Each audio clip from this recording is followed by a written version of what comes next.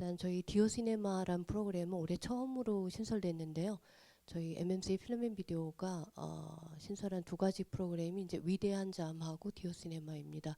그래서 위대한 잠은 저희가 영화적으로 충분히 얘기할 거리가 많은데도 언급되지 않았던 그런 숨어있는 작품들도 있고, 또는 잊혀진 작품들, 또는 복원할 필요가 있는 작품들, 또 다시 끄집어내어서 얘기해야 될 그런 담론들, 이런 것들을 생각해보고 또 작품을 소개하는 그런 프로그램이었고요. 디오시네마는 영화 또는 무빙 이미지에 관련한 본질적인 질문들로부터 시작하고, 또 영화로부터 파생한 여러 가지 것들, 또 영화와 또 뭐 사회적, 사회정치적 여러 가지 관계에서 나오는 또 담론들 등등 을 사유하고 생각하고, 또 그런 작업을 꾸준히 하고 계시는 작가분들을 소개하는 그런 프로그램입니다. 그래서 요번에는 올해는 일주일 단위로 거의 특히 국내 작가분들을, 저희가 중국에서 활동하시는 저우타 감독님 한 분 계셨었죠. 포함해서 일주일 단위로 해서 사실은 이제 그 작품을 소개하고 또 마지막에 이렇게 아티스트 토크를 갖는 그런 형식으로 진행했습니다. 근데 이제 디오시네마 4라고 해서 마지막 이제 이 디오시네마의 시리즈인데요. 마지막 시리즈의 첫 번째 작가로 백종관 감독님의 작품을 소개를 해드렸습니다. 백종관 감독님 작품을 보신 분들도 계시겠고, 뭐 그렇지 않은 분들도 계시겠지만은 사실 작품을 굉장히 보니까 많이 만드셨어요. 제가 보니까 이제 저희 상영작인 2018년 작품이죠. 추방자들, 또 샵 클라우드, 또 2017년에는 일출 필름의 어떤 시간, 또 2016년에는 밤의 예감, 허구와 증언, 또 순환하는 밤도 2016년에 만드셨고요. 또 2015년에 Y상, 2014년에 극장 전개, 2013년에 양화, 그리고 저희 상영작인 이빨다리 깃발 폭탄을 2012년에 만드셨고요. 또 출근이라는 작품도 있습니다. 이렇게 해서 되게 진부한 얘기지만 왕성한 그런 작업을 지속하고 계십니다. 백종관 감독님은 저희 그 브로셔에도 나와 있지만은, 네, 주로 매일 일상에서 부딪히는 것들을 굉장히 저희가 놓쳐가는 그런 순간들의 것들을 면밀하게 아마 관찰하시고 그런 것들을 기록하신 장면들, 또 리서치가 리서치 자료에서 나오는 그런 푸티지 필름, 사운드 이런 것들을 포함해서 영화란 무엇인가, 아마도 그런 것 같아요. 또는 이미지란 무엇인지, 또는 그것을 통해서 우리가 무엇을 얻게 되는지 등등의 어떤 질문을 영화라는 매체를 통해서 저희가 뭐 영화 또는 무빙 이미지라고 지금 확장된 형식으로 많이 얘기하니까는요. 어쨌든 그런 작업을 꾸준히 지속해 오고 계시고 있습니다. 일단 오늘 아티스트 토크는 상영작을 중심으로 해서 자세하게 설명을 해주시겠습니다. 일단 박수 부탁드리겠습니다. 그럼 아티스트 토크를 시작하겠습니다. 네, 안녕하세요. 방금 소개받은 백종관입니다.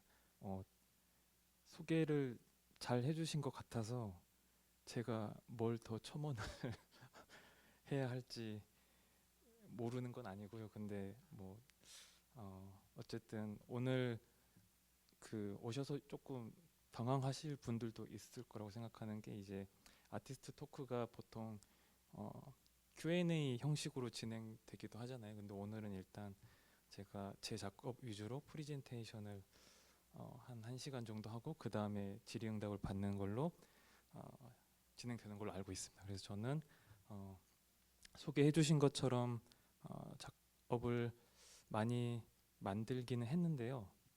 근데 이제 한 작품 빼고는 다 단편입니다. 그리고 제 거 보신 분들은 아시겠지만 굉장히 생활 밀착형 작품이라서, 그래서 혹시라도 작업에 조금 의욕이 있으신 분들이라면 제가 어쩌면 희망을 드릴 수 있는 그런 작업 형식을 갖고 있는 사람이 아닌가, 그런 생각이 드는데요.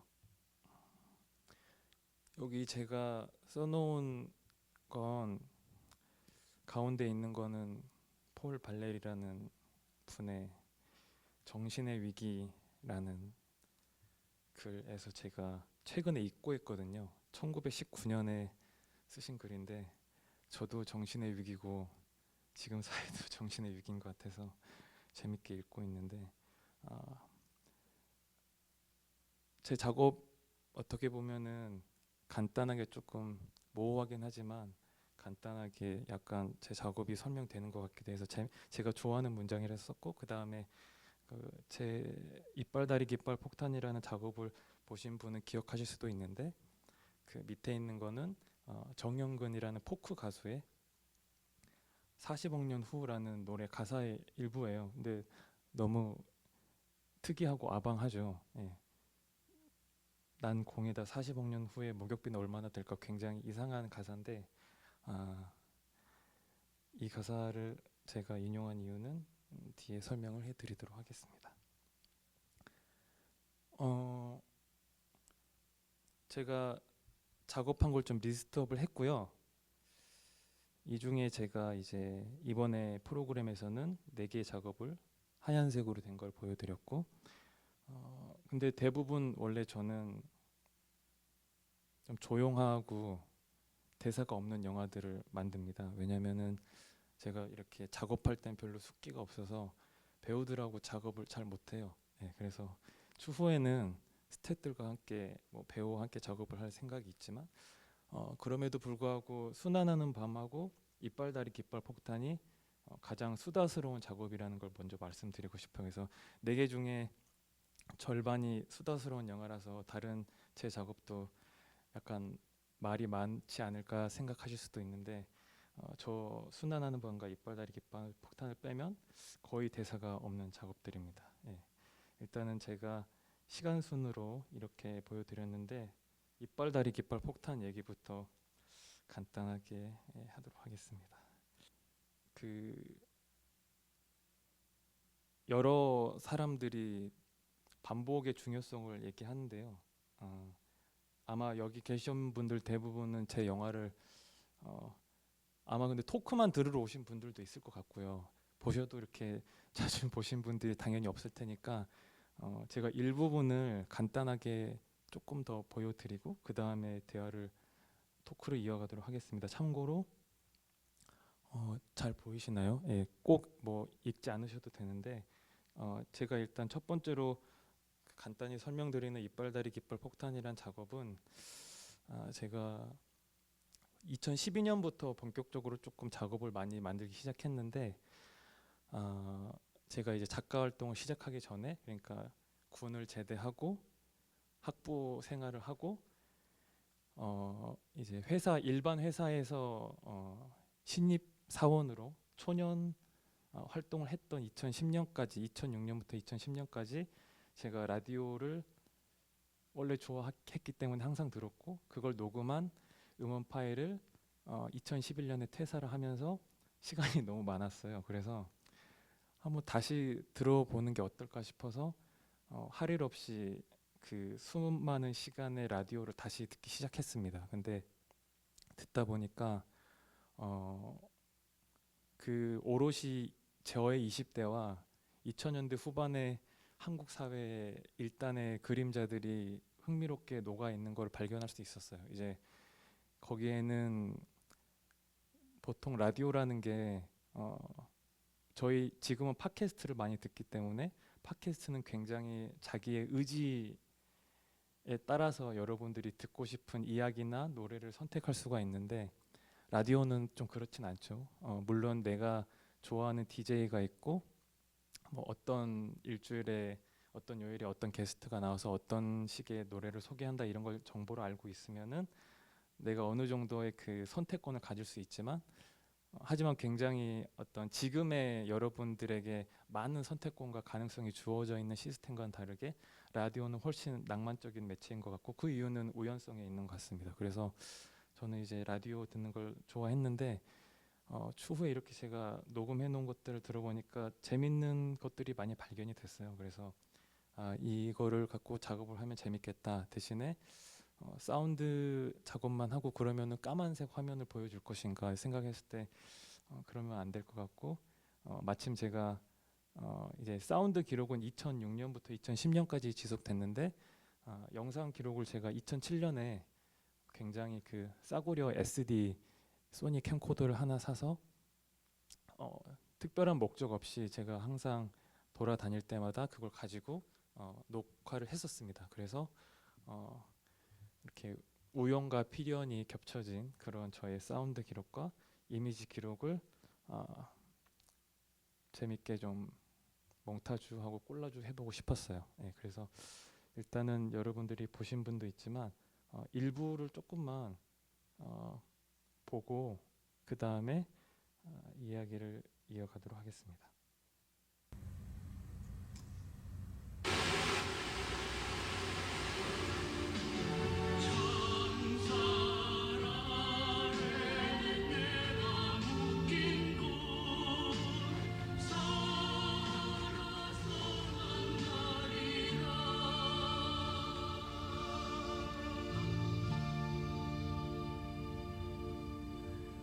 이연의 음악 앨범 일요일 순서 함께하고 있습니다. 2부 문을 열었고요. 2부 첫 곡은 노래를 찾는 사람들의 소라소라 푸른 소라로 준비했습니다. 자, 2부는요. 예스24, SK2, 호반건설, 아시아나항공, 메리츠종합금융, 생각대로 T, 롯데카드, 서울우유, 주식회사 농심 TV를 통해서 바로 이렇게 아마추어 대학생들이 바로 스타가 되는 그래서 많은 스타가 나왔고요. 그래요? 네. 세 번째 대회 때 이 곡을 갖고 나왔는데 예. 까에타노 벨로즈가 관중들 반응이 좀 야유였대. 야유. 너무 급진적이라서 그러니까 보사노바 스타일의 좀 약간은 좀 어쿠스틱하고 조금은 나긋나긋한 곡이 이제 원만하게 사랑받았고요. 네. 이 곡은 좀 시끄럽다. 특히 마지막에 볼게 나우 그러잖아요. 그게 뭐예요? 볼게 나우 그러는데 부러워하시니까 막 뿌꼬와 농 이렇게 왜 안 되냐? 영어로 why not? why not? why not 하고 안 될 게 뭐 있어? 막 예. 이런 거군요. 그리고 가사가 좀 재밌어요. 네. 11월의 태양 아래 손수건도 서류도 없이 바람 맞고 걸으면서 나는 가네. 태양이 범죄로 게릴라 우주선이 마릴린 멀로로 갈라지네. 나는 가네. 대통령들의 얼굴로 커다란 사랑의 키스로 이빨, 다리, 깃발 폭탄 또는 브리짓 바르도. 청색, 적색, 자색, 황색, 흑색, 녹색, 백색, 양지, 음지, 풀, 바람, 엄마, 아빠, 빛, 어둠, 꽃과 나무. 그리고 바다, 나는 노래를 부른다. 그가 나를 윽박지른다. 사건을 끝내기 위해서는 기다려야 한다. 이야기는 이렇게 끝날 수도 있었다. 그는 점점 더 크게 화를 낸다. 미친 사람처럼 두 팔을 휘젓는다. 마침내 그가 내 멱살을 잡고 끌어올려 목을 조르기 시작한다. 노래가 무기력하게 무너진다. 이제 끝난 것이다. 네. 소설집 얼음의 책 한효주 씨의 작품집 중에서 이 소설이 네 지금 직접 낭독을 해주셨는데요. 이게 이제 앞부분인데 왜 이 영화의 제목이 이빨 다리 깃발 폭탄인지가 나오죠. 그래서 보시다시피 대중이 없어요. 막 그 온갖 이야기들과 그 막 정치, 문학, 영화, 그냥 잡담들, 청취자가 보낸 이상한 사연들이 섞여 있는데 저는 그런 어떤 사실은 무질서함이랄까요? 그런 게 좋았고 매력이 끌렸고 지금 이제 성공회대에 계신 신현준 교수님 목소리인데요. 방금 그 이빨 다리 깃발 폭탄 원래 까토노 벨로소의 그 알레그리아라는 노래 이제 가사에서 이빨 다리 깃발 폭탄이 나오는데 그 실제 그 트로피칼리아 그 남미의 음악 운동 60년대 까에타노 벨로소가 그 음악 운동을 한창 했을 때 그 노래에 사실은 이빨 다리 깃발 폭탄 브리짓 바르도가 전혀 연관이 없는 것들인데 그냥 이렇게 정말 의식의 흐름대로 아마 약을 했겠죠. 저는 약을 하고 만든 건 아니지만 굉장히 자유분방하고 섞일 수 없는 것들을 섞어보고 그런 식의 시도가 뭐 저한테는 재밌게 보이기도 했고 이게 어떻게 보면 저의 작업 태도가 됐던 것 같아요. 하나의 어떤 틀이라면 틀이랄까? 다만 제가 그럼에도 뭔가 붙잡고 싶었던 게 하나 있는데 그거는 이제 이 영화는 35분짜리입니다. 근데 뭔가 연결이 안 될 것 같은 것들이 연결돼 있지만 그 35분의 시간 동안에 나름의 그 감정선이랄까요? 그 기승전결은 있었으면 좋겠다고 생각을 했어요. 그래서 이제 여러분들이 그런 것까지 발견하실 필요는 없지만 이제 그 굉장히 이미지가 깨지는 어떤 형식적인 특이한 이미지가 뭐 정확히 뭐 18분부터 시작된다거나 그 어떤 사운드가 굉장히 심하게 잘라져 있고 컷 앤 페이스트가 돼 있는 부분이 뭐 절정 이를테면 4분의 3 부분에서 시작된다거나 그런 식의 조금 나이브할 수도 있지만 그런 식의 구조를 제가 상상을 하고 큰 틀 안에서 이렇게 좀 섞어봤던 그런 부분들이 있고요. 제가 이제 한 부분만 더 듣고 이야기를 나누도록 할게요. 약간 뒷부분을 같이 보고 그 다음에 제가 얘기를 이어가도록 하겠습니다. Korean? 너도 까이타노베로소가 조항의 귀국을 기념해서 함께 앨범을 녹음했었죠. 그 앨범 자켓을 카메라에 살짝 좀 보여주시죠. 그러면 이렇게 하면 오른쪽 카메라가 너무 많아요 지금. I'm sorry, 1960 from director Kim Gi-hyun. Okay. What's it called in Korean? 한여. Oh. Gosh. So, This is an artsy film? It's artsy, but a little bit crazy. 아 정말? 네. 체스라는 이름 그 제목이 컨트롤 C고. 예. 네. 그게 영어라는 이유 하나만으로 방송 불가 딱 빨간 도장 찍혔더라고. 기분은 괜찮던데요?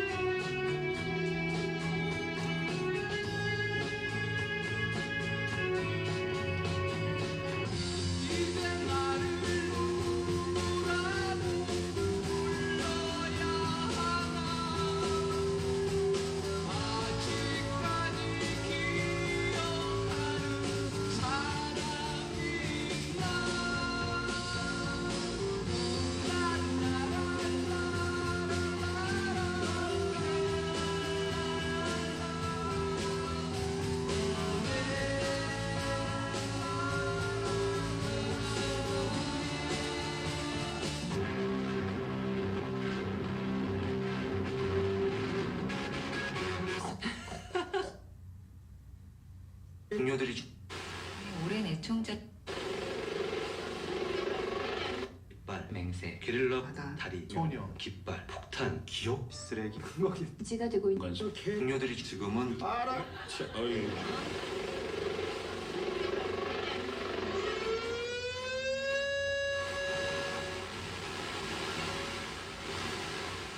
오랜 애청자시죠. 이 타르코프스키님께서 맞선 조선을 해달라고 청하신 앨범을 소개해드리려고 합니다. 퀸스 오브 더 스톤 에이지라는 메탈 밴드는요 그런 어떤 FM 라디오에 대한 전면적 반항을 선포하면서 Songs for the Deaf라는 앨범인데 그 앨범 자체를 자기들이 이제 라디오를 송출한다는 그런 방식으로 이렇게 꾸몄죠. 또 기존 라디오가 이제 한참 잘 나갈 때는 마지막 곡을 들어야 될 시간이네요. 어떤 노래 들어볼까요? gustaría despedirse de la audiencia. ya me despido diciéndole que él tiene que cantar conmigo un pedacito. 이빨다리 깃발 폭탄은 여기 영상은 여기까지 제가 보여드릴게요. 그 여기서 멈췄는데 제가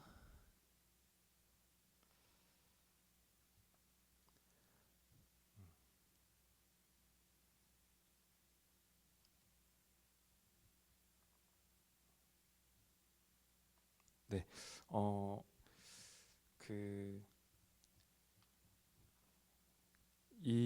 이 작업은 아까 제가 이제 작업 방식 태도에 대해서 말씀을 드렸는데 이제 한 개를 더 첨언을 하자면 뭐 사실은 이 앞에서 서술된 제가 얘기했던 거에 다 담겨져 있지만 그 이 영화에 있던 한 부분 중에 하나예요. 이제 재즈 평론가 황덕호 씨가 국악방송 행복한 문학이라는 프로그램에 나와서 행복한 문학이지만 일주일에 한 번씩 그 재즈 음악을 같이 듣는 프로그램이 있었거든요. 이제 그때 이제 이제 미국의 어떤 저명한 그 아키비스트죠. 그 앨런 로맥스 얘기를 하는데 그 계속해서 저는 이 영화 그리고 이 영화가 이 스스로를 계속 지시했으면 했어요. 그래서 제 얘기를 영화 속에 제가 인용한 라디오들이 대신하기도 하고 라디오에 나오는 DJ들이 만드는 제 입장을 대변하기도 하고 지시하기도 하고 라디오가 라디오를 지시하기도 하고 그런 식의 어떤 계속해서 이렇게 그 어떤 포지션에 대한 질문을 던지고 그게 이렇게 뭔가 순환되고 이런 식의 구조를 만들 수 있을 거라 생각했어요. 왜냐하면 굉장히 다양한 그런 관점에서의 라디오 방송을 제가 운 좋게 녹음할 수 있었기 때문에 그래서 이렇게 들어보시면은 전혀 다른 얘기를 하고 있지만 이 영화에 대해서 이 영화의 형식에 대해서 마치 얘기하고 있는 그런 부분들도 있고 그런 식의 조금 유희적인 사용을 하기도 했고요. 이제 제가 지금 이 이미지의 배경 보면 굉장히 이렇게 깨져 있잖아요. 근데 이거 같은 경우는 제가 직접 만든 이미지예요. 제가 그 SD 카메라를 가지고 그냥 이렇게 세워놓고 뭔가 제대로 촬영을 한 게 아니라 그냥 그 녹화 버튼을 누르고 막 돌아다닌 거죠. 이렇게 막 팔을 흔들고 그래서 그때 찍혀 있는 아무것도 아닌 그 굉장히 혼란스러운 이미지를 그 제가 집에 있는 굉장히 성능이 좋지 않은 노트북을 사용해서 재생을 시켰을 때 저런 식의 그 일종의 깨짐 현상이 일어나는 것을 발견하고 그거 자체를 제가 캡처를 해서 저런 식의 사용을 했고요. 사실 제가 처음에 영상 작업 시작하게 된 계기가 이제 그런 것도 있었지만 2008년에 스페이스 3라는 공간에서 16mm 필름 작업을 하면서 그게 굉장히 저한테 큰 영향을 끼쳤는데 방금 제가 마지막으로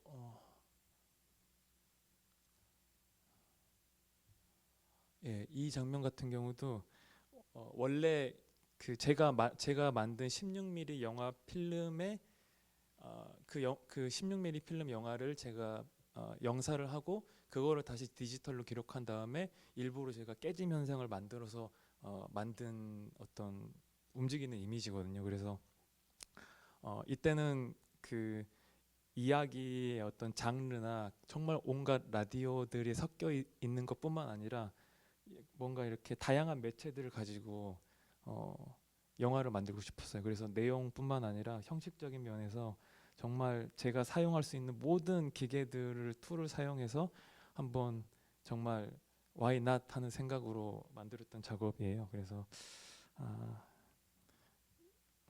그런 작업이었다는 걸 제가 말씀을 드리고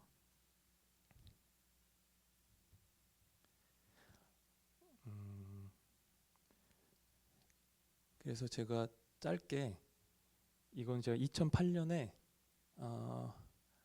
어떻게 보면 처녀작 중에 하나라고 할 수 있는데 그 16mm 필름으로 만들었던 건데 이제 무성이고요. 해머링 필름인데 이제 이걸 보여드리는 이유는 보시면은 그 어떤 바로 이 근처예요. 삼청동에 그 보도 블록을 다시 깔고 있는데 저 노동자분이 망치질을 하는 순간에 뭔가 필름에 다른 효과가 일어나고 저는 이제 이때 했던 생각도 제목이 해머링 필름인데 뭔가 필름 스스로가 자신에게 망치를 내리치고 그런 식의 어떤 자기 자신을 지시하고 어떤 형식에 대해서 조금 더 생각해 볼 수 있는 뭐 너무나 처녀작이고 많이 부족하긴 하지만 제가 다만 갖고 있었던 생각을 공유하기 위해서 보여드리는 거거든요. 그래서 그런 식의 영화 매체 자체에 대해서 뭔가 생각도 해보고 작품을 만들면 좋지 않을까. 그래서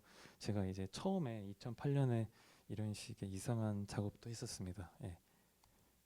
순환하는 밤에 대한 거는 굉장히 그 제가 이 작업은 거의 한 토탈 한 3년 되게 오래 걸렸던 작업인데 이야기거리는 많지만 간단하게 재밌는 거 위주로 말씀을 드리면은 엔딩 크레딧에 보면은 이렇게 돼 있습니다. 그래서 제가 만들게 된 계기가 여럿이 있는데 순환한 밤 같은 경우는 그때 이제 제가 대학원 졸업 논문을 써야 했어요. 그런데 그래서 제 필요에 의해서 이제 과거의 한국 근현대사의 어떤 중요한 해 일어났던 사건들을 기록한 사진 이미지와 동영상 이미지를 제가 계속해서 반복해서 관찰을 했었고, 그때 거기서 조금 영감을 얻은 바가 있었습니다. 어떤 거였냐면은 그 우연히 어떤 작은 사진을 봤는데 그 수많은 인파 중에 굉장히 작은 이미지로 보이는 한 명의 사람이 저를 바라보고 있었어요. 근데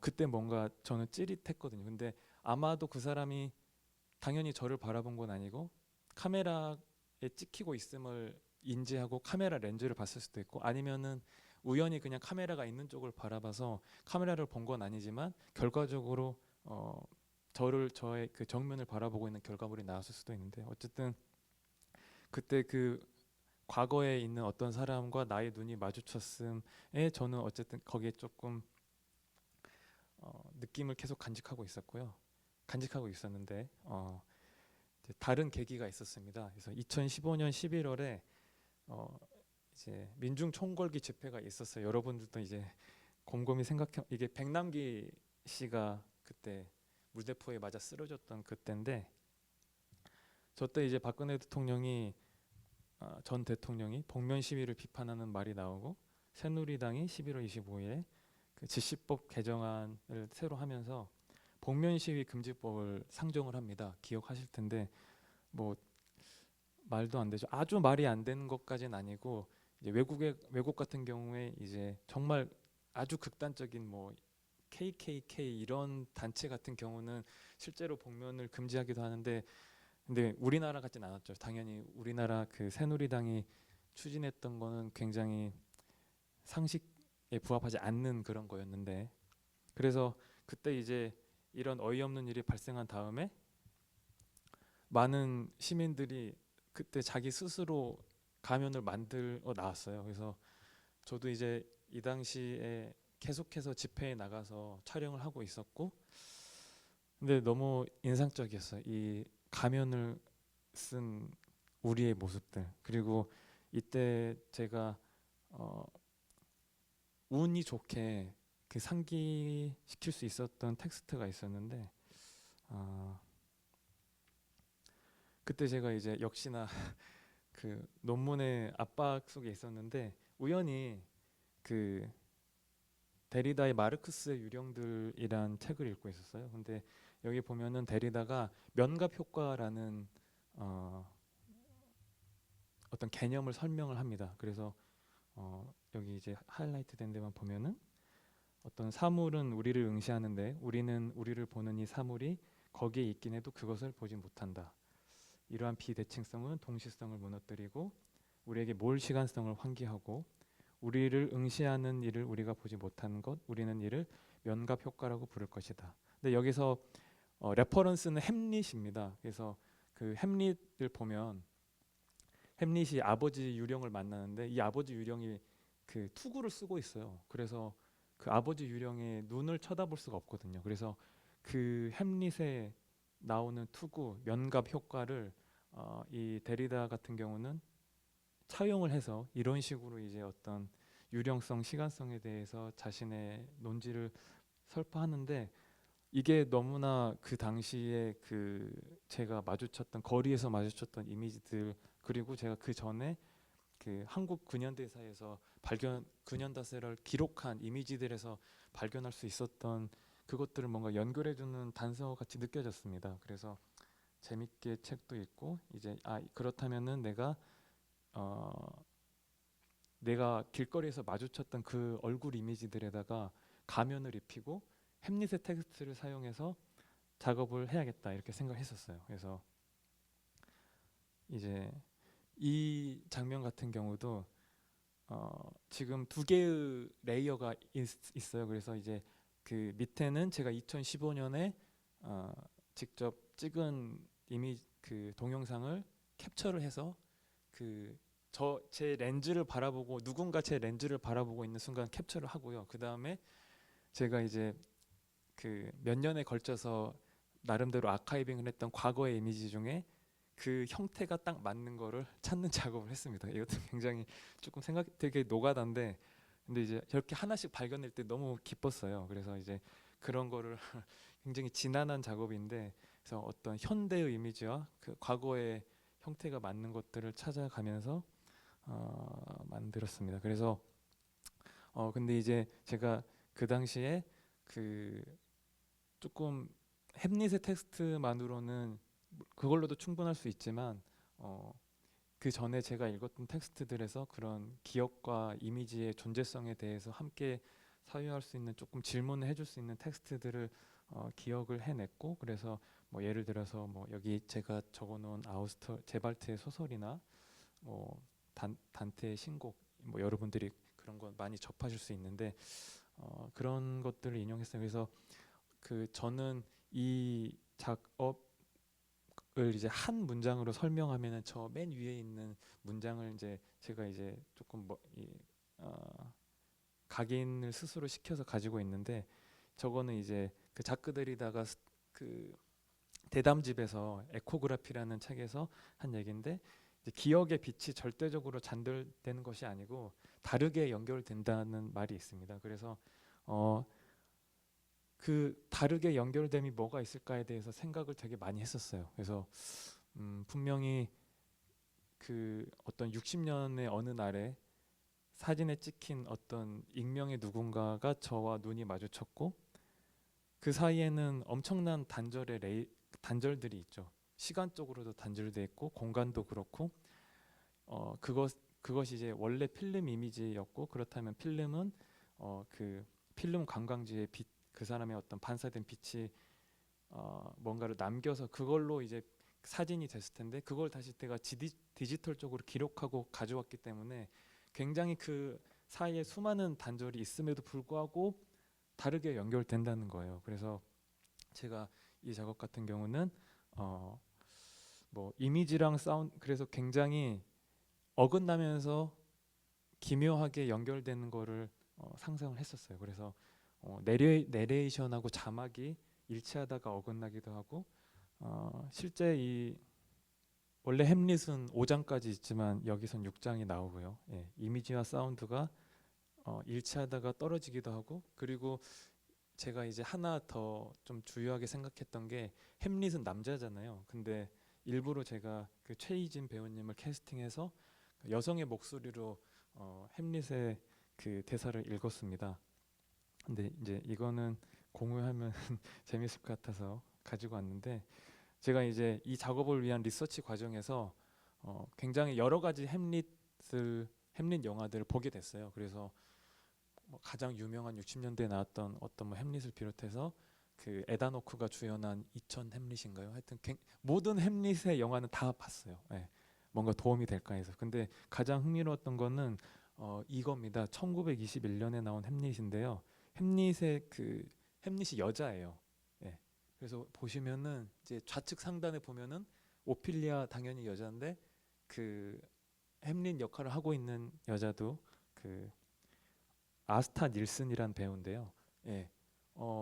여기 이제 좌측 하단에는 호레이쇼랑 얘기를 하고 있고요. 여자 햄릿이. 그래서 저는 어떻게 1920년대 햄릿 역할을 여자가 하는 영화가 있을 수 있었을까? 근데 제가 리서치를 제대로 했다면, 예, 제가 찾아본 바에 의하면은 굉장히 흥행도 했었고요. 그리고 심지어 이 시도가 처음이 아니라고 합니다. 그래서 그 햄릿이 굉장히 많은 형태로 각색이 됐고, 그 중에 하나가 그 햄릿이라는 캐릭터를 원래 여자인데 어떤 정치적이고 개인적인 사유로 인해서 남장을 했다, 그런 식으로 각색된 햄릿이 또 그 일각에서는 유명했고, 그걸 바탕으로 한 영화인 거예요. 그래서 그렇다면은 내가 햄릿의 목소리를 여자로 할 수 있겠다, 이거를 이제 저는 이 작품을 만나고 이제 그렇게 차용을 하게 됐고요. 그래서 저는 이제 이 햄릿 작업에 대해서는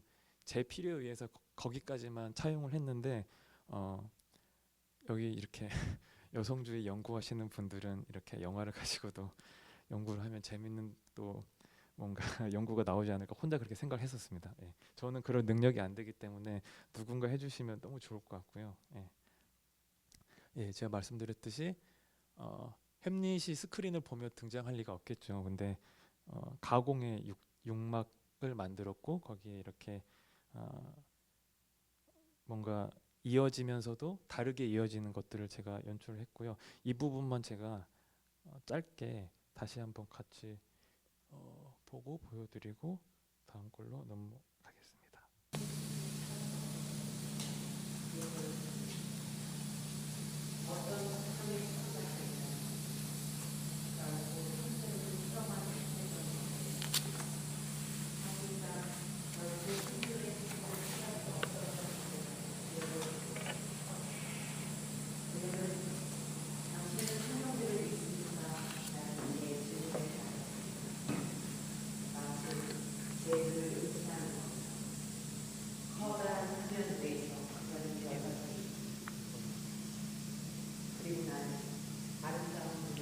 Oui, absolument. Maintenant, absolument. Maintenant.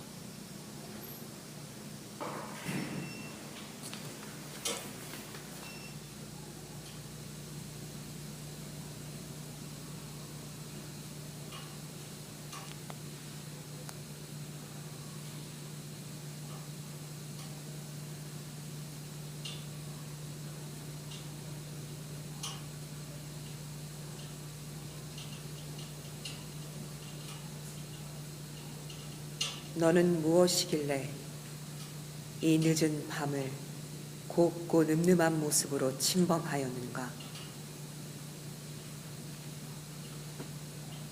너는 무엇이길래 이 늦은 밤을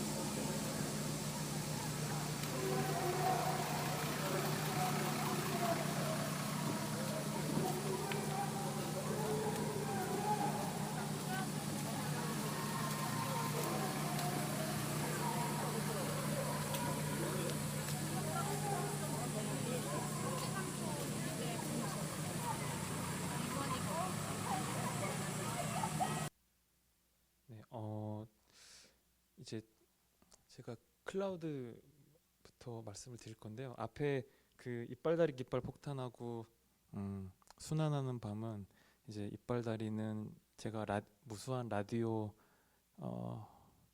에서 나왔던 말들을 인용했고, 순환하는 밤은 많은 책의 텍스트를 인용해서 굉장히 저는 수다스럽다고 얘기를 하는데, 하지만 이제 제가 주로 하는 작업은 클라우드나 추방자들처럼 되게 좀 조용하고 여러분들을 잠의 세계로 이끄는 작업이에요. 그래서 클라우드는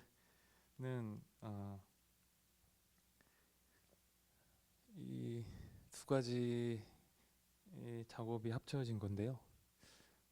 그 처음에 발단은 이제 오늘의 공연 꼭 소개를 드려야 되는데, 그 이제 지금은 암스테르담에 계신 그 나연호 안무가를 제가 소개를 그때 받았었어요. 그때 이제 미술평론 하시는 김정현 선생님, 정현 씨가 이런 작업이 있는데 영상을 기록할 분을 찾습니다 해서 연우 씨랑 미팅을 했습니다. 근데 이 오늘의 공연이란 공연이 어떤 공연이었냐면, 오늘 공연의 내용이 다음 공연의 예고인 거예요.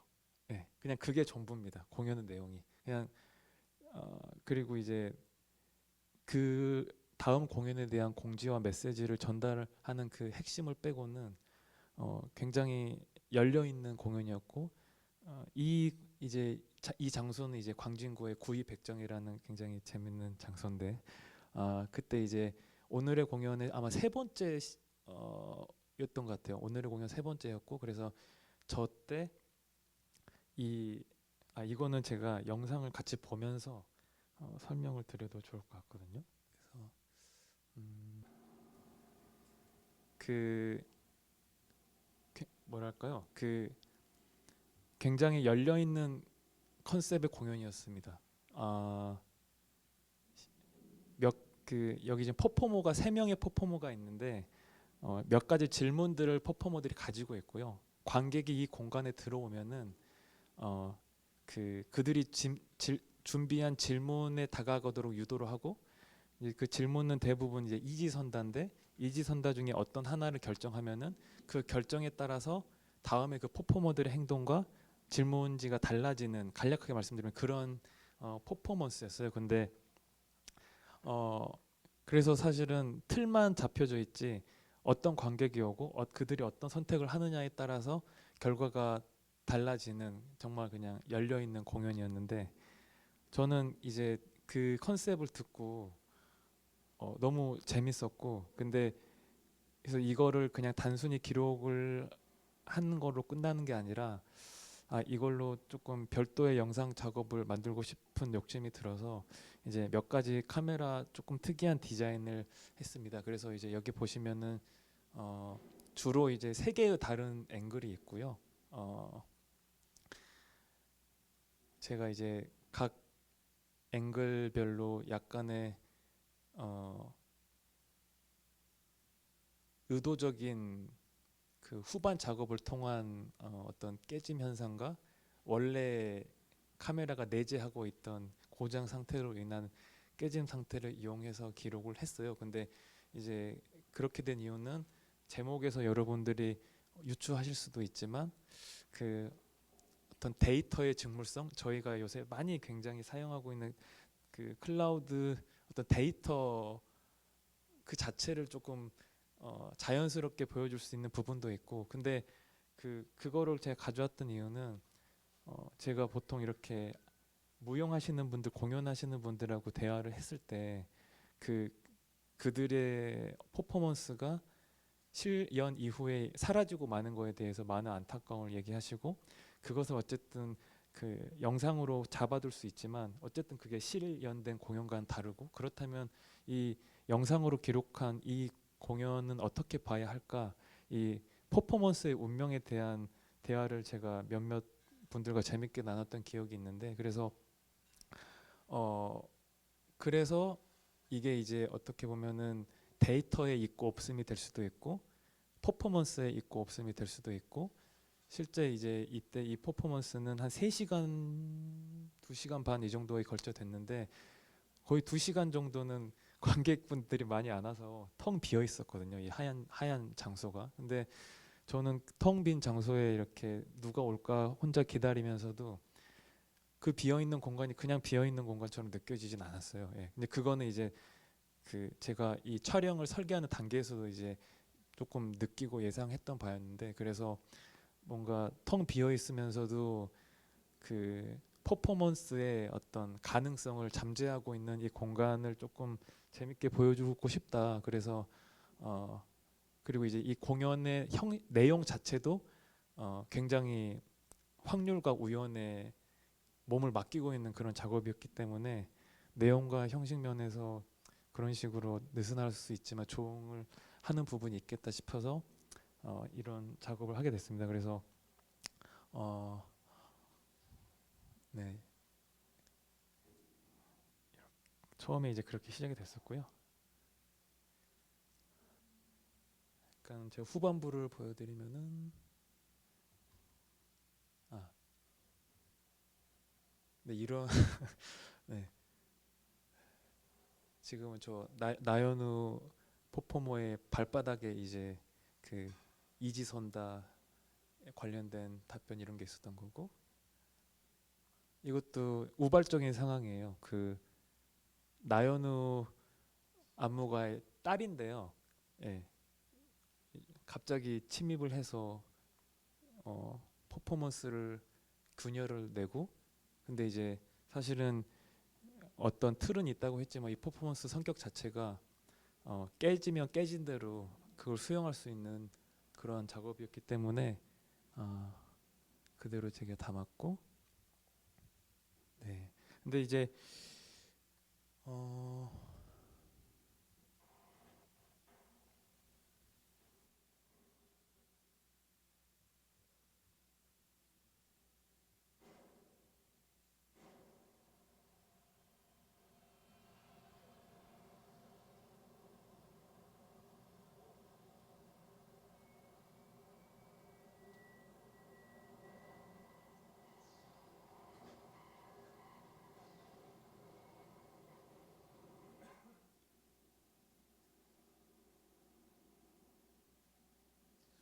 근데 그 제가 세 개의 다른 앵글을 사용하면서 이제 생각했던 것 중에 하나의 요소는 그 이제 퍼스펙티브라고 하죠. 어떤 뭔가 대상을 재현함에 있어서 우리가 거기서 여러 가지 방식으로 재현을 하는데 거기서 뭔가 공간감과 거리감을 느낄 수 있도록 하는 여러 가지 방법들이 있습니다. 이제 그림으로 치자면 그게 뭐 투시 원근법, 굉장히 다양한 뭐 원근법이나 그 어떤 방법들이 발명이 돼 있고,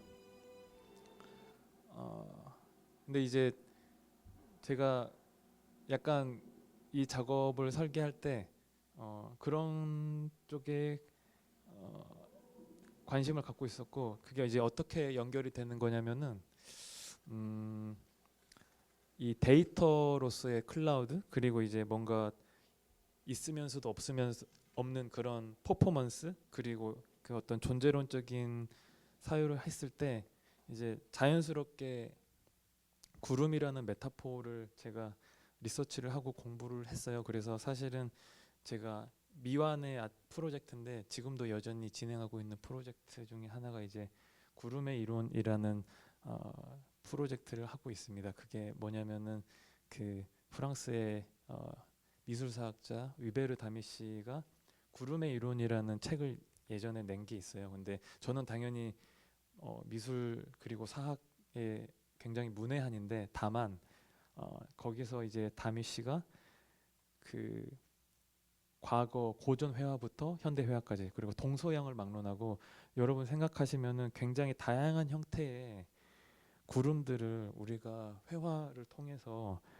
만나왔어요. 그래서 그 회화의 역사에서 구름이 어떤 식으로 사용되었는지에 대해서 이제 그 다미시가 얘기를 하고 있죠. 그래서 이제 사실은 이거는 제가 지금 진행 중이라서 그냥 이렇게 살짝 격까지만 보여드리는데, 이를테면은 제우스가 구름의 형태로 나타나서 이렇게 유혹을 하고 있고, 이제 제일 우측 상단은 여러분들 잘 아시는 터너의 그림인데, 어쨌든 근데 이 위베르가 분석하고 그리고 과거 회화와 이미지를 가지고 어떤 재현의 역사에서 구름이 가져왔던 그 메타포가 너무나 재밌게도 그리고 당연하게도 지금 현재 저희가 마주치는 그런 이미지들에 굉장히 많이 녹아져 있고, 이미지뿐만 아니라 그 이미지를 우리가 그 감각할 수 있게 하는 데이터들 같은 경우도 굉장히 밀접하게 그런 구름의 메타포를 사용하고 있어서, 저는 이제 이 긴 프로젝트의 어떤 그 하나의 프로젝트 안의 실험의 하나로서도 사실은 이 작업을 뭔가 한번 점을 찍고 가야겠다 했던 생각이 있었어요. 그래서 이제 사실 이 얘기는 조금 재미없고 긴 얘기긴 한데, 그래서 이렇게 약간 사실은 숨은 앵글이 하나 더 있거든요. 제가 카메라 설치하는 숨은 앵글이 하나 더 있는데, 이런 식의 조금 다양한 앵글을 가지고 생각을 조금 연장을 했던 게 있고요. 시간이 제가 너무 많이 써버렸네요. 간단하게 수방자들도 조금 말씀을 드리겠습니다. 이거는 제가 작년에 겨울에 2달 동안 일본에서 레지던시를 했었는데요. 이거를 제가 죄송한데 이거는 좀 불을 여기 조명을 조금 낮춰주시면 좋을 것 같습니다. 예. 제가 이제 후쿠오카에 머무를 때 우연히 그때 이제 약간 여유가 있어서 제가 서점을 좀 근처에 있는 서점을 가고 싶었어요. 그래서 서점을 찾아갔는데 거기가 북카페였고 제가 이제 머무르고 있던 그 근처의 북카페에서 오후 5시쯤이었던 것 같은데 그때 이제 겨울이라 해가 너무 일찍 지고 제가 창밖으로 내다봤던 풍경이 삽시간에 너무나 빠르게 완벽하게 변하는 걸 보고 이거를 내가 영상으로 담아서 작업할 수 있겠다 생각이 들었습니다. 근데 그때 제가 이제 여기 좌측에 보시면 데이 10이라는 자막으로 시작됐는데 제가 이제 열흘에 걸쳐서 같은 장소에 가서 이제 몇 가지 테스트를 했었고요.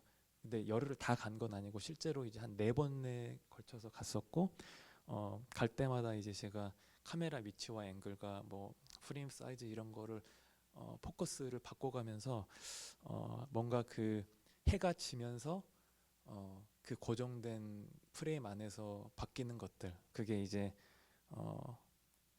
그 프레임 안에 있던 사람들의 관계가 될 수도 있지만 제가 매혹됐던 거는 어쨌든 그 빛이 사라짐으로 인해서 비로소 보이는 것들 그러니까 시간이 만들어내는 여러 가지의 그 내러티브들을 조금 담아보고 싶었습니다. 그래서 뭐 혹자는 이제 이런 걸 뭐 파운드 내러티브라고도 했던 걸로 기억을 하는데 그런 식의 이것도 우연과 그 의도가 겹쳐 있는 거죠. 그러니까 제가 이제 좌측에서 우측으로 시간이 바뀌는 동안에 이를테면 우측의 저 가운데를 가로지르는 어떤 카페 안쪽에 있던 목조 구조물이 빛을 반사한 저 그 수평선 가공의 어떤 저 빛 같은 경우는 제가 철저하게 계산하고 카메라를 뒀던 거지만 저 이제 아마 보신 분들은 아셨겠지만 이제 좌측 화면에서 시작했을 때 저 안에 의문의 일단의 사람들이 있고 그들이 뭔가 그들만의 내러티브를 저희가 상상할 수 있게 해주거든요. 그래서 이제 사실 그거 같은 경우는 제가 철저히 우연에 기댔던 부분이고 근데 제가 그 한 4일에 걸쳐서 10일 동안에 4번에 걸쳐서 가는 동안에 매번 재밌는 장면들이 있었어요. 근데 제가 최종적으로 담았던 장면에서 주요하게 나오는 그 3명의 인물은 사실 이 촬영 날은 처음 봤던 인물들이고 그 외에 굉장히 다양한 특이한 분들이 항상 프레임 안에 왔다가 사라지는 모습을 봤고 그렇다면은 내가 여기에 이제 카메라 렌즈를 댔을 때 뭔가 기대할 수 있겠다는 생각이 들었습니다. 그래서 이제 장시간에 걸쳐서 카메라를 그냥 세워놓고 날이 어두워지길 기다렸죠. 예, 그래서 이런 작업을 했고요. 그 사실은 이제 최근에 제가 조금 뭔가 끌린다고 할까요? 그러니까 처음에 이빨 다리 깃발 폭탄 같은 경우 보시면 좀 어지럽잖아요. 그러니까 굉장히 많은 컷과 사운드와 이미지뿐만 아니라 모든 것들이 분절되어 있고 뭐 그것들을 다시 믹스하는 재미가 있지만 그리고 이제 굉장히 저희가 최근에 마주치는 이미지들은 그런 이미지들이 더 많은 것 같아요. 근데 이제 저는 그런 것도 좋아하지만 최근에는 더욱더 찾게 되는 게 조금 더 차분하게 시간을 갖고 가만히 좀 오래 바라보는 것을 그리게 되더라고요. 그래서 이제 제가 레지던시를 많이 경험한 건 아니지만 그때 일본에 가게 됐을 때 그런 시간을 가질 수 있게 된 게 되게 좋았거든요. 근데 생각해 보면 한국에서도 제가 의지를 가지면 할 수 있는 일인데 저의 나쁜 생활 습관 때문이겠죠. 이제 그런 곳을 왜 못 가졌을까 이제 반성도 하고 어쨌든 그때 그 다른 뭔가 타국의 낯선 공간에 가서 그런 시간을 갖고 싶었고 가지게 됐고 그때 그럼으로써 이제 발견했던 있던 그 어떤 시간의 한 덩어리입니다. 그래서 이 작업을 혼자서 이제 재밌게 했던 것 같아요. 그래서 사실은 이제 이건 후쿠오카에서 제가 촬영한 거고요. 약간 비슷한 컨셉으로 제가 이제 삿포로랑 가나자와라는 소도시에서 또 찍었던 영상들이 있어요. 근데 아마 그거는 나중에 다른 작업에서 조금 긴 호흡의 영화에서 또 쓸 수 있지 않을까 생각을 하고 있습니다. 그래서 제가 이렇게 했었고, 네, 여기 이제 이마이주미 공원이라는 정말 작은 공원이었어요. 근데 그 텐진역 정말 그 완전 번화가와 아주 가까운 곳에 있는 작은 공원이었고, 이때 제가 이제 제가 최종적으로 건져 올렸던 시간은 2017년 11월 29일 저 시간이었어요. 그래서 저 30여 분의 시간을 이제 미리 설계를 해놓고 담을 수 있었습니다. 그래서 그 나름의 지금 이제 제가 발표를 마무리해야 될 시기인데 랩업을 조금 다급하게 해보자면 첫 번째부터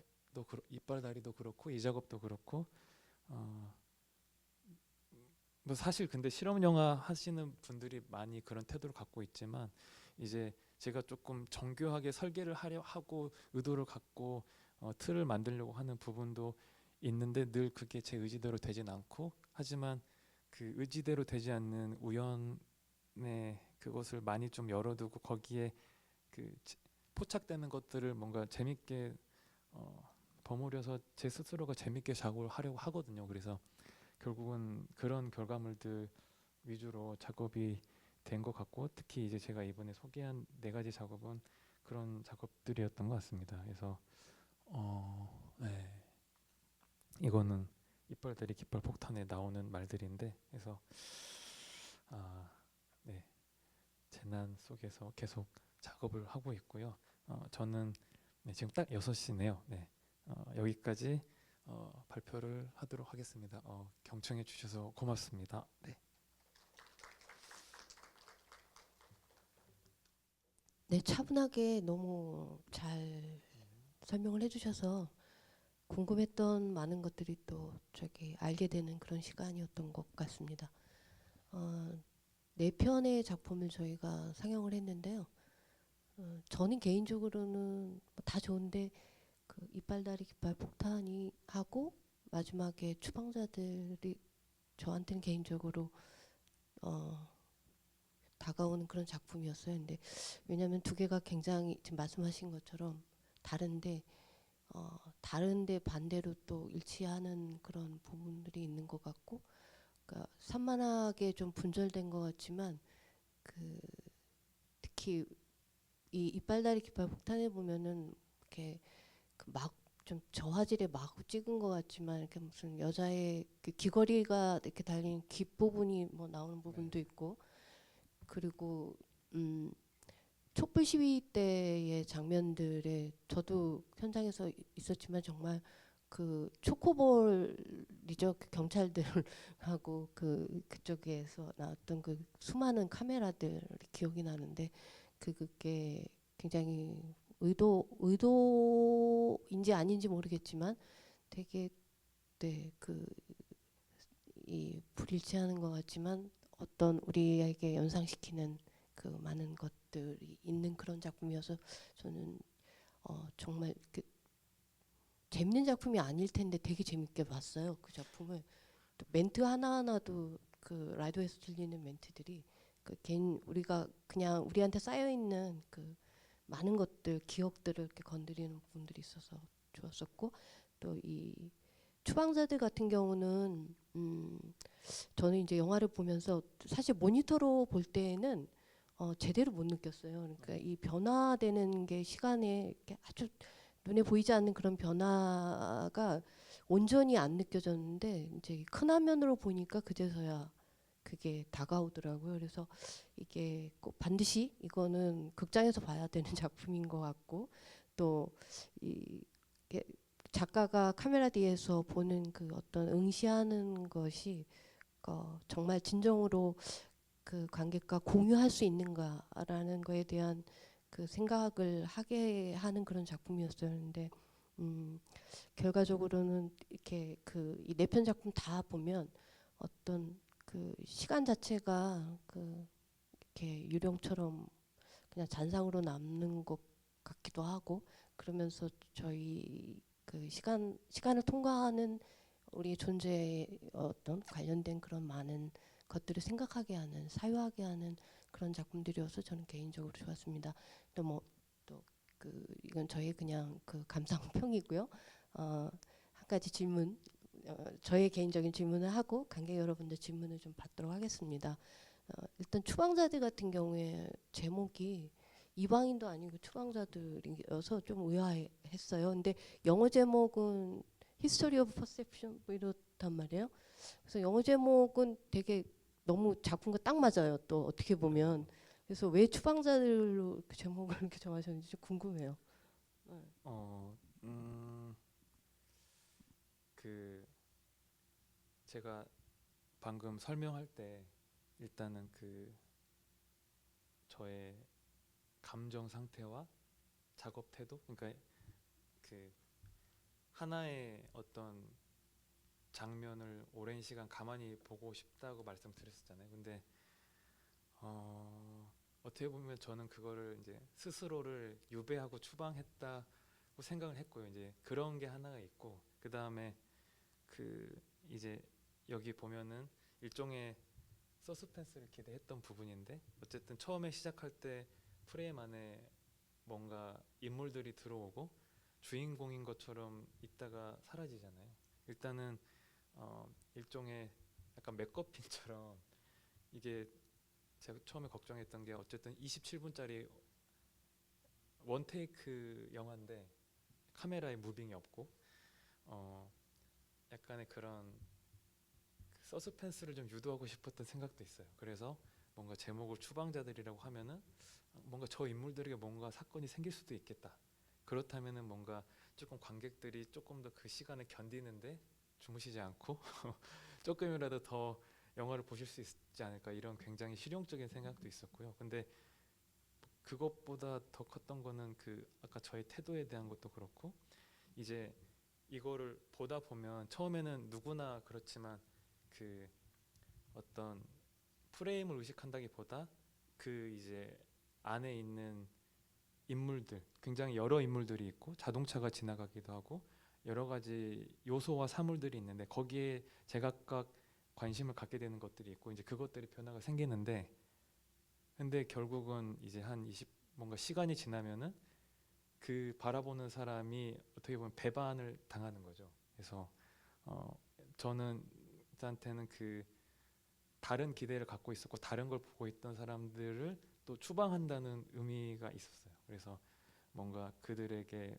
바라보는 이들에게 다른 뭔가 사유를 할 수 있도록 조금 강제하고 강요하는 그런 하나의 의도가 있었기 때문에 그래서 이제 그 입장에서 보면은 관객들이 추방당하고 추방되는 거죠. 어디서에서 어디까지. 그래서 저 스스로 저에게도 추방자들이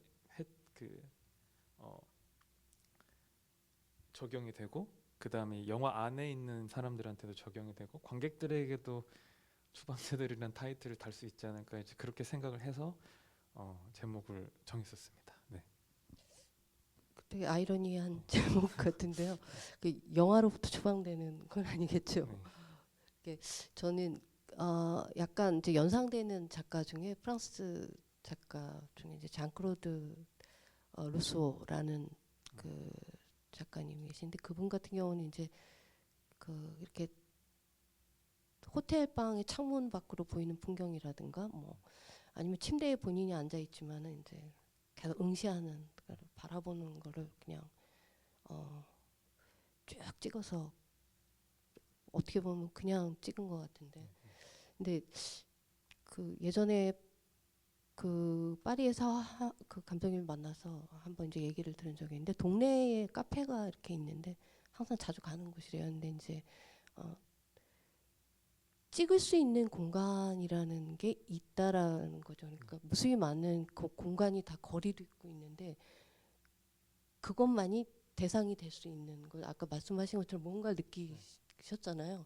그러니까 그게 이 무수한 공간 중에서 이렇게 작가한테 다가서는 이렇게 뭔가 끈이 있는 그게 되게 마법과 같은 것 같기도 하고 신기한 것 같아요. 그러니까 아무거나 우리가 찍는다고 해서 되는 건 아닌 것 같고 뭔가 근데 그게 영화를 보면서 느껴지더라고요. 그래서 저는 굉장히 좋게 봤었습니다.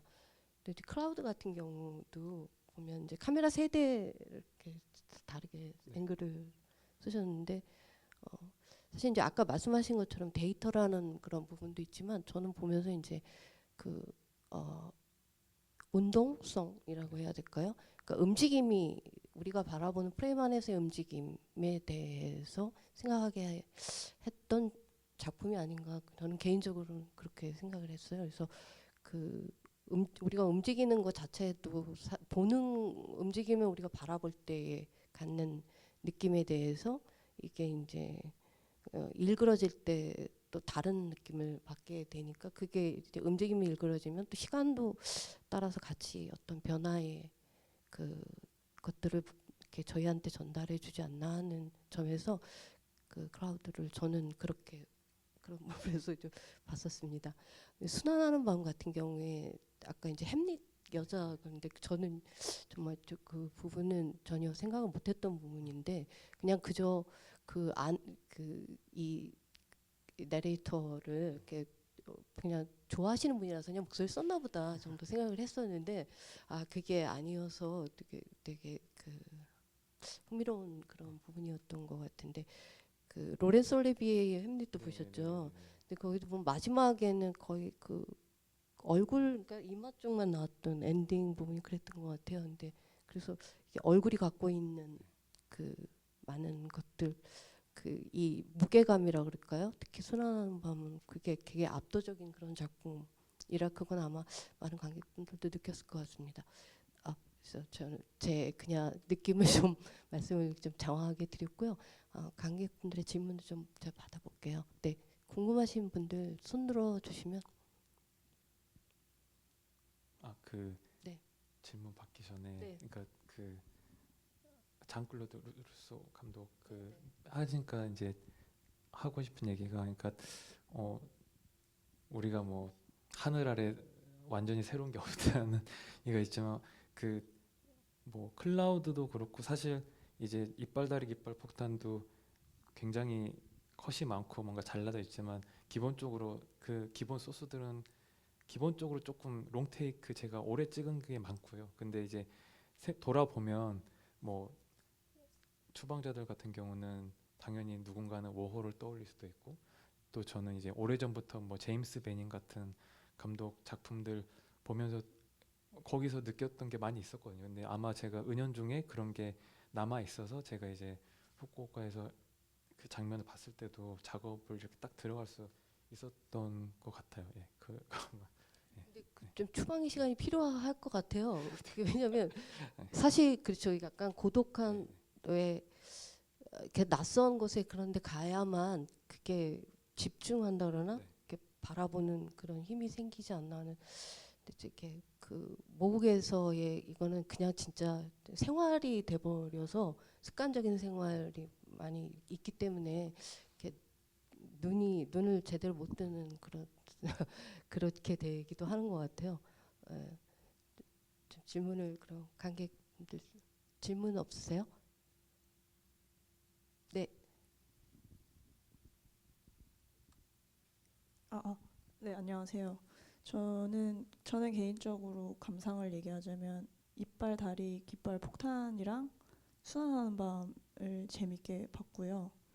중간중간에 위트 있는 라디오와 뭐 영상의 매치가 위트 있는 부분들에서 웃기도 했고 재밌게 봤는데 궁금한 점이 저희가 예전에 탈영역 우정국에서도 레지던시 하신 걸 본 적이 있어요. 백종관 작가님이 하시는 걸 본 적이 있는데 슈퍼리미널이라는 작업에서 나오는 그런 것들이 순환하는 밤이랑 어떻게 좀 연결이 되는 건지 그런 것들 궁금하고, 그 당시에는 딥틱으로 좀 작업을 했었는데 지금은 하나의 필름, 하나의 원 채널로 해서 뭐 그렇게 바뀌면서 어떤 과정에서 일어나는 것들, 그런 것도 궁금하고요. 그리고 딥틱이요? 그러니까 2개 채널로. 네네네. 네. 네. 그렇고 또 다른 질문은 그 작가님 작품에서 이제 뭔가 관통하는 철학이 있는지 궁금해요. 혹시 있다면 어떤 건지, 아니면 없다면 없는 이유가 뭔지, 뭐 그런 거 궁금합니다. 마지막 질문은 자, 네. 일단 네, 첫 번째, 두 번째 네, 일단 전시를 봐주셨다니까 너무 고맙고, 예.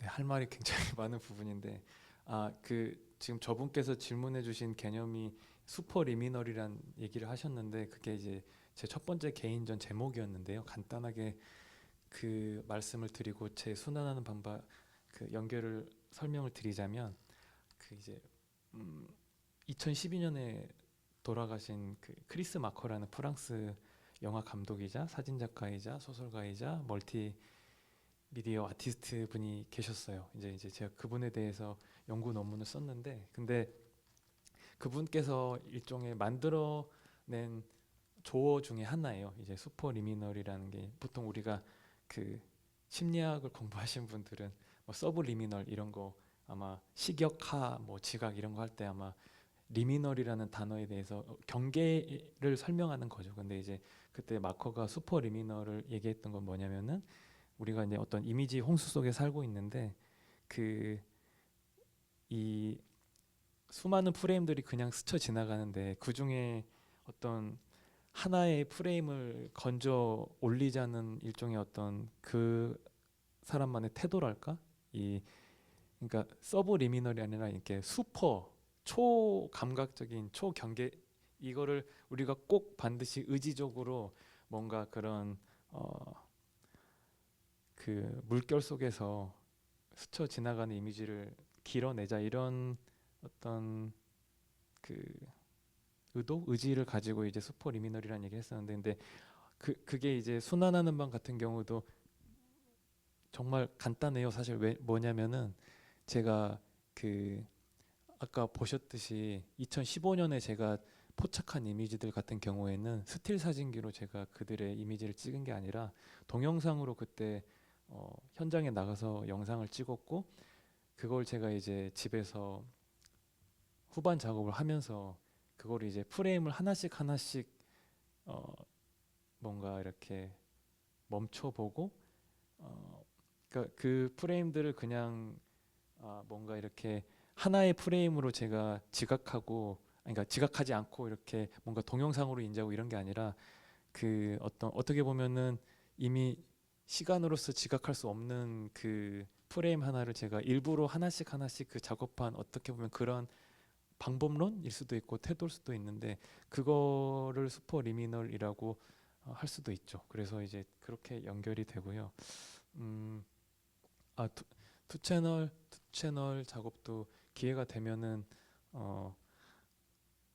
그때 좀 다른 것 같은데, 투 채널이 필요하면 투 채널로도 작업을 할 거예요. 이제 간혹.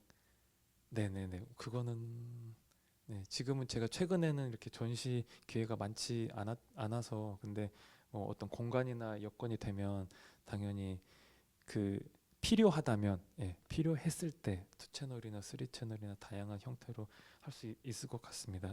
간혹 제가 많이 하는 얘기 중에 할 말이 없으면 하지 말자라는 제가 갖고 있는 생각이 있는데, 이제 할 말이 있고 만들 이유가 있을 때는 당연히 그런 작업을 하겠고요. 그 다음에 저만의 철학은 네, 그거는 당연히 있을 것 같은데, 네,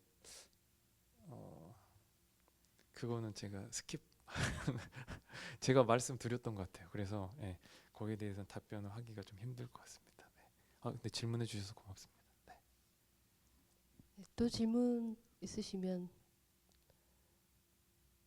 그 순환하는 밤 같은 경우 사운드가 저는 되게 재밌는 부분들이 많았는데요. 그 몇몇 그 이 나레이터 목소리, 그러니까 스튜디오 녹음 목소리가 아니라 이제 현장에 네. 멀리서 이렇게 거리감을 주는 그런 사운드 섞여 있잖아요, 약간.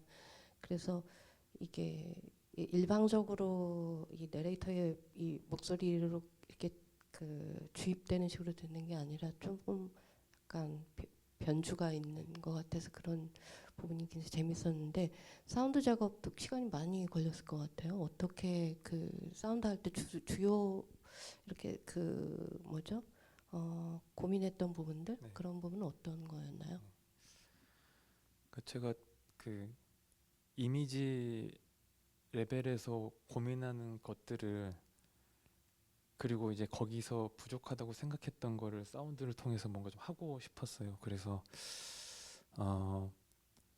일단 이미지 같은 경우에 일부러 그런 거지만 어쨌든 더 픽셀라이즈 했죠. 이렇게 뭔가 픽셀이 나눠져 있고, 근데 제가 아까 뭔가 다르게 연결되고 교차했다가 일부러 어긋나는 것들 말씀을 드렸는데, 그런 차원에서 물론 굉장히 또 어떻게 보면 투박하고 멀리 있는 것 같고 연결이 안 돼 있는 것 같은 사운드도 있는 반면에 굉장히 직물적이고 물질적인 사운드가 필요했어요. 그래서 이제 기억 되돌아보시면 어떤 장에서는 그 극장의 마룻바닥, 나무로 된 마룻바닥을 밟고 지나가는 그런 소리들, 그거 이제 완전히 정말로 어떠한 가공도 없이 그 오롯이 그 나무 바닥을 뭐 누르는 소리라든가, 제가 이제 그 내레이터 배우님과 그 녹음할 때 그 과정에서 그 생기는 어떤 소음들, 예. 어떻게 보면은 그 제가 이제 다르게 연결되고 거리감과 시간감을 얘기를 하는데, 그 사실은 이제 디지털이라는 게 대상이 없어도 우리가 만들어낼 수 있잖아요. 그래서 이게 실제 그 모델이 되는 대상이 있을 수도 있고 없을 수도 있는 거고, 그렇게 되면은 더 사실은 멀어지고 유령성이 좀 증폭되는데, 그런데 이제 사운드는 그것과 완전히 반대되게 조금 굉장히 직물적이고 가까이 있고 실제로 지각할 수 있는 것 같은 그런 사운드가 뭔가 좀 구조적으로 좀 필요하다고 생각됐기 때문에, 그래서 좀 그런 식의 녹음을 좀 일부러 좀 했었습니다. 네. 그 유령성 이제 또 말씀하시고 그런데 이제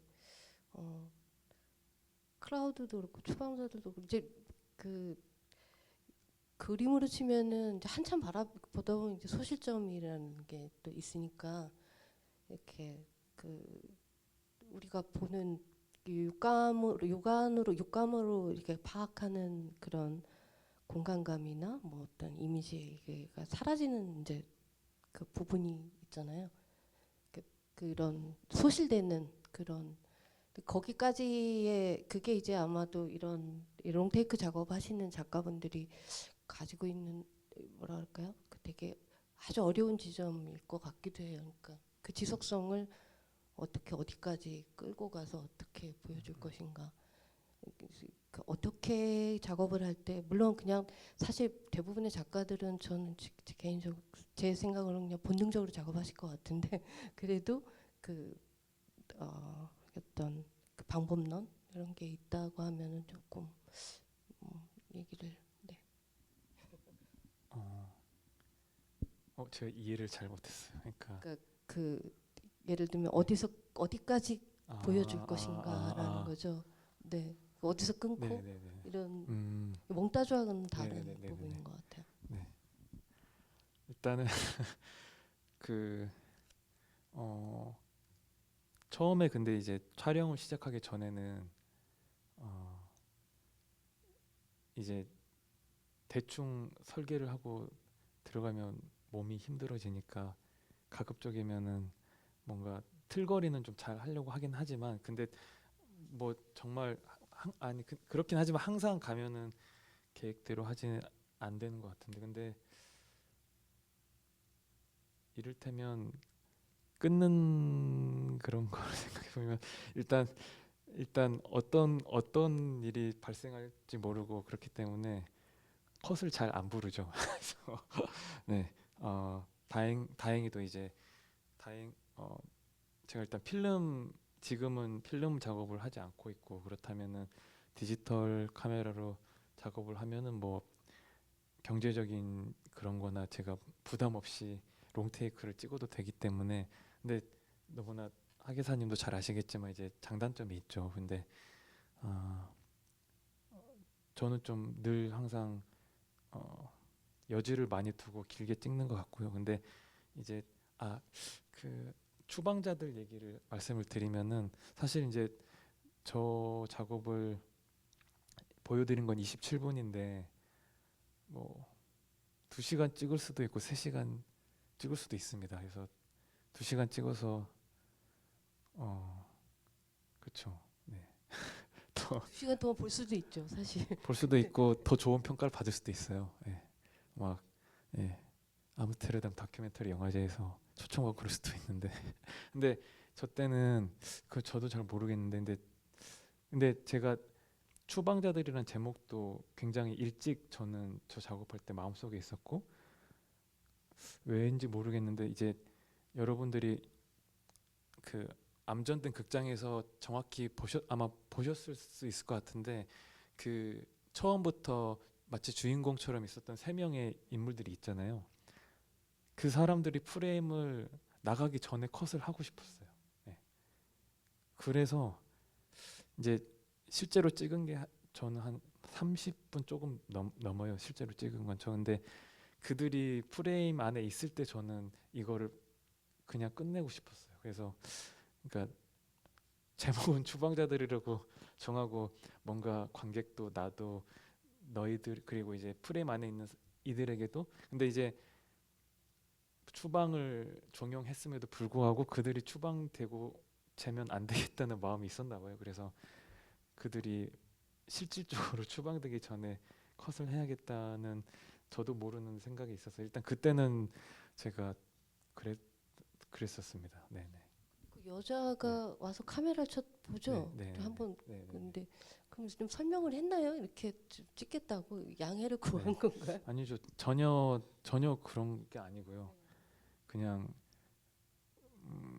뭐냐 마법 같은 순간인데, 근데 그 전에 이렇게 저기서 테스트 촬영하고 이럴 때도 저 여자분만큼은 아니었지만 제가 있는 쪽을, 렌즈가 있는 쪽을 바라보고 지나가는 시선들이 있었거든요. 근데 그거는 정말 우연이었던 것 같고, 지금도 사실은 조금 이해가 안 간다기보다, 제가 왜냐면은 촬영할 때 나 촬영합니다 하고 이렇게 막 거대한 카메라나 사운드 장치를 해놨던 게 아니고, 같은 카페에 있는 사람도 인지하지 못할 정도로 그냥 이렇게 캠코더만 이렇게 얌전하게 이렇게 놨던 거라서 밖에서 그거를 거의 알아챌 수 없거든요. 근데 어떻게 뭔가 기운을 느꼈나 봐요. 그래서 어쩌면은, 근데 지금 돌아보면은 그게 이제 제 카메라를 어쩌면 안 봤을 수도 있고, 뭔가 다른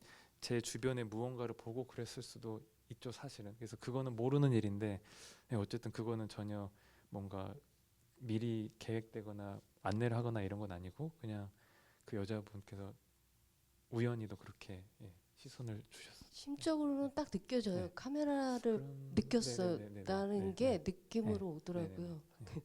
되게 신기한 그런 그 순간이었던 것 같아요. 또 질문 혹시 있으시면. 네. 아까 이제 전시 얘기도 잠깐 이렇게 나왔었는데요. 네, 그 전시 했었을 때 제가 전시 작품을 못 봤어요. 저는 그래서 가게도 못 봤는데 극장에서 할 때랑 어떠세요? 이렇게 사실 굉장히 많이 다른데 뭐 그때 하시겠지만은 그 작업을 할 때에 갖고 있는 전시와 상영을 경험한 작가 입장에서는 사실 굉장히 다르지만 또 그걸 굳이 다르게 영역으로 얘기하는 것도 무의미한 사실 요즘이잖아요. 그래서 사실 요즘에 작업을 하면서 느끼시는 영화 또는 무빙 이미지 관련에 대한 생각들이 있으면 좀 듣고 싶어요. 그게 이제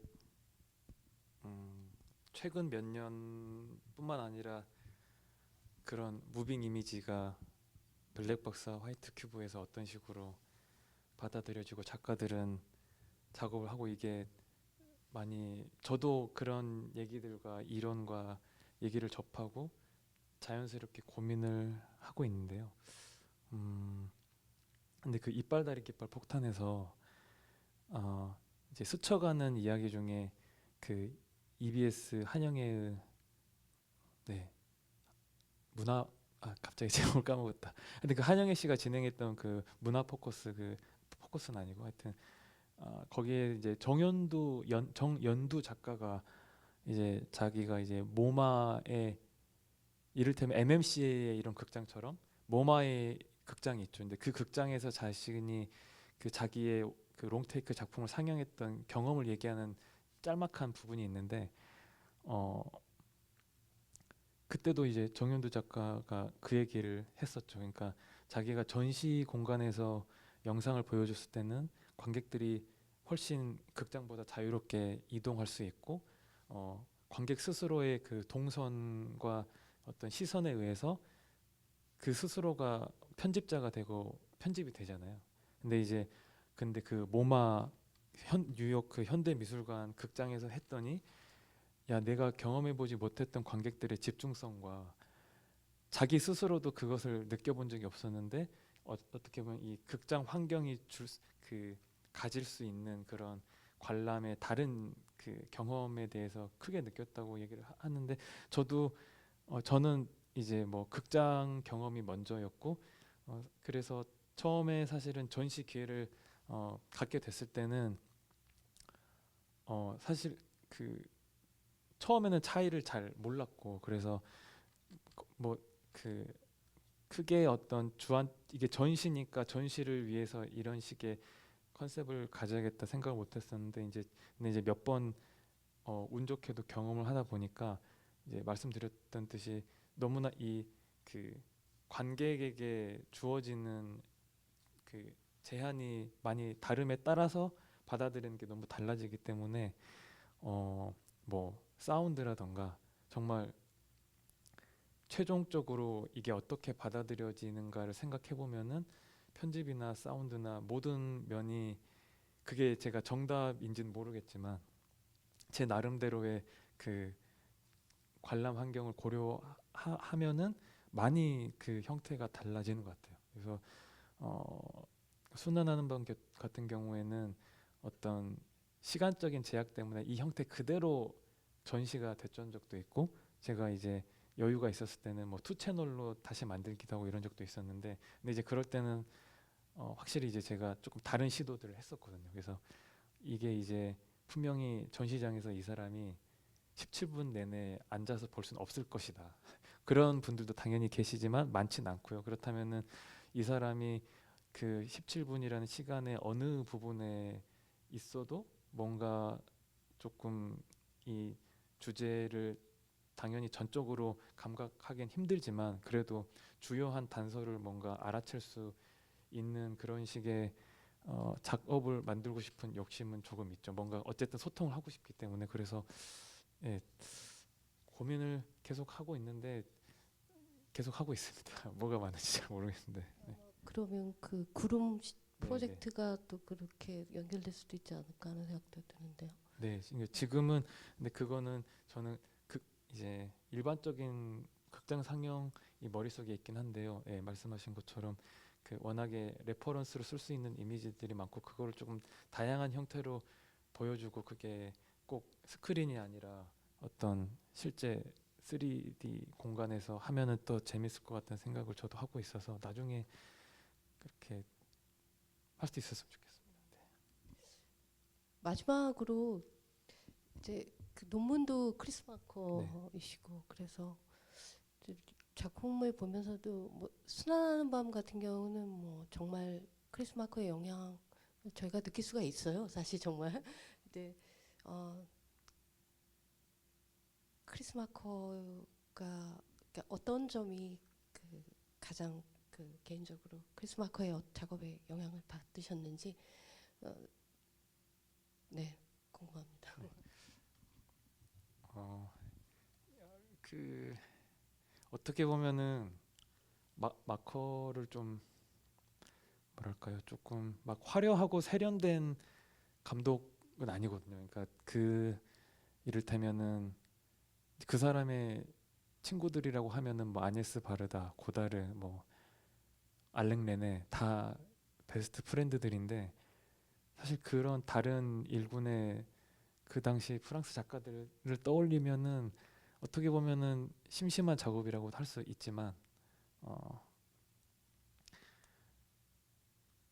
저는 이제 하지만 가장 제가 그 매혹된 부분은 이제 명확하게 있는데요. 그거는 이 사람이 계속해서 그 작업 태도가 포탑의 카메라가 나왔을 때 가장 먼저 그거를 받아들여서 썼던 사람이고, 애플 컴퓨터가 나왔을 때 가장 먼저 그것을 자기 작업에 활용했던 사람이고, 늘 그 열려 있고 그것은 이제 내용과 형식면 모두에서 굉장히, 그거는 이제 사람들도 마찬가지고 작업 스타일도 마찬가지로 저는 그 어떤 방식과 태도가 너무 재밌었습니다. 근데 이 사람이 뭐 그 컴퓨터 가상 게임 세컨드 라이프를 사용해서 그 안에 자기만의 뮤지엄을 만들고, 나중에는 자기의 유튜브 채널을 가명으로 만들고, 뭔가 정말 그때 그러니까 어떻게 보면은 사실은 저도 반성해야 될 부분인데, 저한테 익숙한 매체들이 있거든요. 그러면은 이제 뭔가 새롭게 생겨나는 그런 것들에 대해서 자칫하면은 이제 좀 멀게 느끼고 뭔가 배척할 수도 있고, 그런데 마커 같은 경우는 전혀 그러지 않고 나중에 막 정말 70 막 정말 노년의 나이에도 최신의 정말 그런 장비들을 가지고 작업을 하고, 그런데 또 그냥 그걸로 끝나는 게 아니라 그 전에 그 사람이 수십 년간 쌓아왔던 그 작업을 다시 뭔가 그걸로 해석해내고 자기 자신을 반성하기도 하고, 실제로 뭐 이렇게 붉은대기나 붉은대기에서도 보시면은 그 사람이 그 붉은대기 이전에 했던 자기 작업을 다시 한번 보고 반성하는 그런 코멘트가 막 있는 부분도 있거든요. 그러니까 사실 그건 정말 쉽지 않은 일인데, 그런 식으로 자기를 돌아보고 대신에 돌아볼 때 다른 매체를 굉장히 다양하게 잘 사용하면서 할 수 있다는 그런 태도와 방법론이 저는 너무 마음에 들었어요. 그래서 이제 마커를 좀 관심을 많이 뒀던 것 같습니다. 네. 특히 이런 현대 무빙 이미지 쪽에 많은 작가들한테 크리스 마커의 영향력은 뭐 굉장히 큰 것 같습니다. 또 많은 백종관 작가님뿐만 아니라 뭐 해외의 많은 작가분들도 크리스 마커가 저희한테 또 던져준 어떻게 보면 숙제 같은 거일 수도 있을 것 같아요. 그래서 뭐 타계하셨지만 어쨌든 그 백종관 작가님의 작품도 그 끊임없이 질문을 던지시는 만큼 또 더 그 깊고 또 새로울 수 있는 어떤 변화와 이런 것들을 저희한테 보여주는 그런 시간들이 되길 정말 바라고 있고요. 질문 없으신 것 같아서 마지막으로 저희 이제 홍보를 잠깐 하면서 네, 백종원 작가님 작품 오늘 상영 마지막이었고요. 네, 그런데 제가 알기로는 또 그 DMZ 영화제도 상영하고 또 보실 기회가 또 있을 것 같아서 혹시 놓치신 분들은 또 다른 장소에서의 상영에 또 가셔서 보시면 좋을 것 같고요. 저희 디오시네마 다음 작가는 이제 김하영 작가님이 작품이 이제 상영됩니다. 다음 주 수요일부터 상영되고 또 토크는 금요일 5시에 있습니다. 그래서 다음 작가의 작품도 관심 가져주시기를 바라고요. 마지막 혹시 하시고 싶은 말씀 있으시면 듣고 끝내도록 할게요. 뭐 다른 거보다 그 소중한 주말 시간에 와주셔서 저도 사실 제 거 모니터링하면서 많이 졸아요. 잠이 드는데 이렇게 봐주시고 얘기 들어주셔서 정말 정말 감사합니다. 고맙습니다. 감사합니다.